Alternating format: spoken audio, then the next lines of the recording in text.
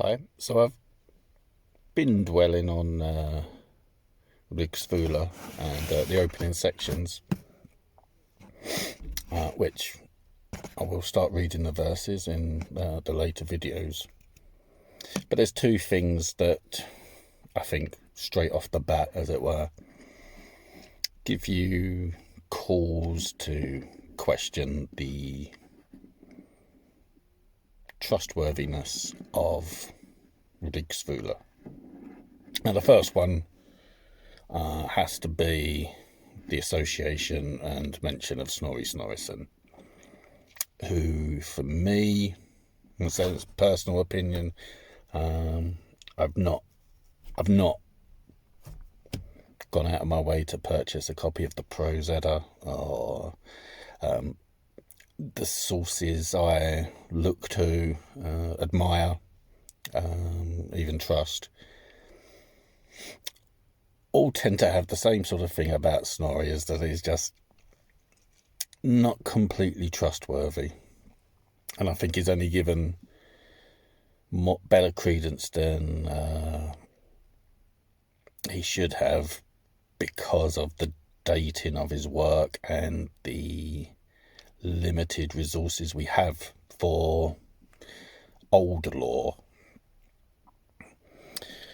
Now, using the term old lore, I'm going to use that as a bridge to get to my other point for questioning the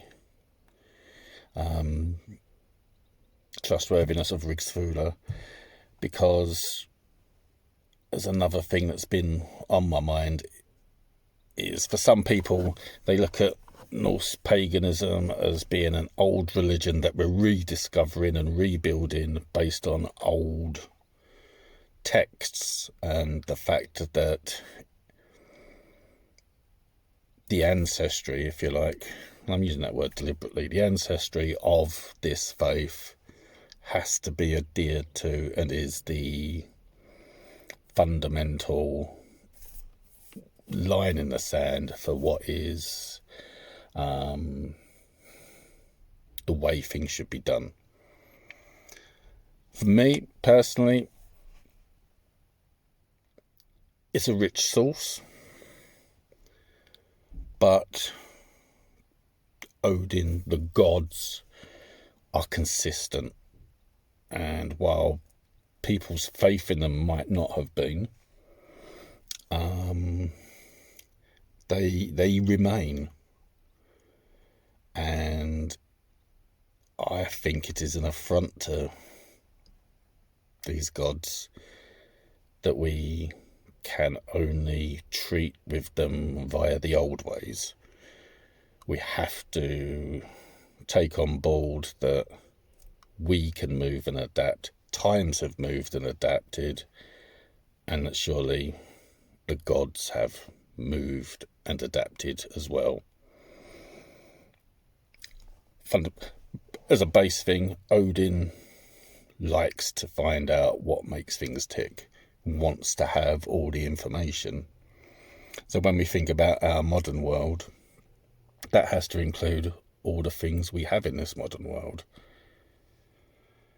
And while for us, as from a romantic point of view, the idea of Valhalla having a roof of shields and various things and pieces, and that defined as warriors who die in battle, where they're fighting with swords and spears and shields, there is a very romantic view to that.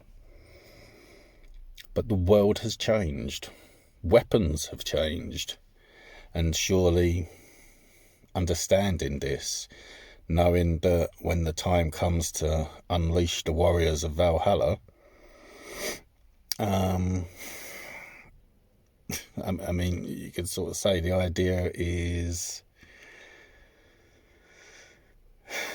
from a tactical point of view, unleashing warriors with swords and shields against the potential of automatic weaponry and modern technology, even such devastating things as nuclear weapons, that idea sort of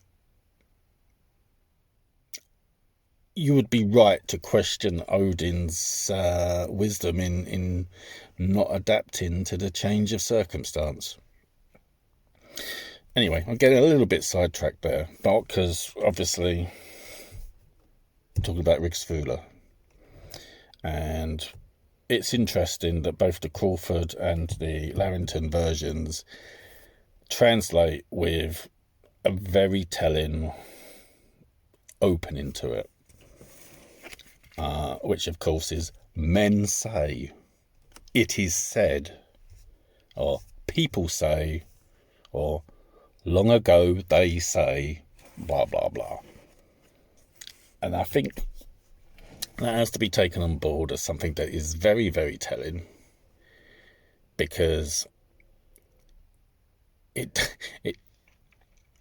keeps the story very much a story. It keeps it very much sort of, I'm not saying this is fact. You need to take on board from this tale what you want to take on board from this tale.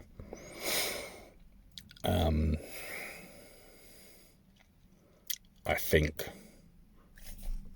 for me at this stage, that's the first chink in the armour of what can be taken as you can trust this as or how trustworthy it is as source material for a Sartre, for Norse paganism, for being a heathen. The fact is, it's not very. It's a story. No one is saying this is the Havamal, these are the words of Odin. It's a case of, oh, such and such said this, or it is said, because I don't want you to hold me account for saying that this story is true or not. I mean, I feel very much like if you were a wandering skald sharing the wisdom of the gods and that Rigsthula might be something that would very much please a lord, a jarl, or whatever, if you was telling these stories in halls by the hearth, and you wanted to make sure you get fed and watered, and don't upset the social standings of people. I imagine a lord, a jarl, or whatever would be very happy to have someone recount this tale, because it sets in the story that people shouldn't aspire to be greater than their current lot in life, and that there have to be slaves, there have to be farmers, and some people are just better than others, and that's why they're lord. I mean, no. This can be questioned. I think it should be questioned. And for me, as a bottom line here at the moment, it's, if you want to start off with something like, oh, it's said, they say, it's we still use this in modern day terms, sort of, oh, that's the sort of thing they like to do, isn't it? Or just a broad, vague generalisation. So that's where I'm going to end this comment, or this commentary, for now, and then tomorrow I'll record the first few verses. I think I might record both Crawford and Larrington's versions, because Crawford seems very much more lyrically adept at not causing offence, I think, whereas Larrington's might be a little bit more on the nose, and it doesn't pull punches. I mean, I'm not saying that there's any malice behind the translation. I think it's just the translation, if that is a more accurate translation, means there are some very uncomfortable things to be discussed, but we'll get to it. So yeah, this is a tale told that begins very vaguely. So I am encouraged by that, because, say, there's something about this that's not quite right, and I believe sort of in that the way the story is told in this, it gives some people, some parties I should say, information to encourage their own their hatred, and I can't encourage that. I have to challenge that. The beginning of my journey is about defending this faith and it not being labelled as one for white supremacy and racial hatred and misogyny and whatnot. We're better than that. This world is better than that. This world has changed as well from its ancient times and thought processes and that. We're on a journey. We're all on a journey. And this is a story from a certain point in time that we can consider and we can learn from and move on from. Anyway, thank you very much. I do believe this is now the longest video I've ever done. It's the longest ramble. If you've even at this point, congratulations, because I know I might have bored the hell out of you.